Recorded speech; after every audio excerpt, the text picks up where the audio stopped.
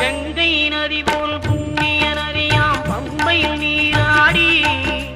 சங்கரன் மகனை கும்பிடுவார் சஞ்சலம் இன்றி ஏறிடுவார் நீலிமலை ஏற்றம்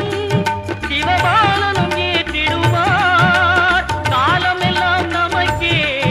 அருள்காவலராயிருப்பார் தேகபலம் தா பாதபலம் தா தேகபலம் தா பாதபலம் தா தேகபலம் தா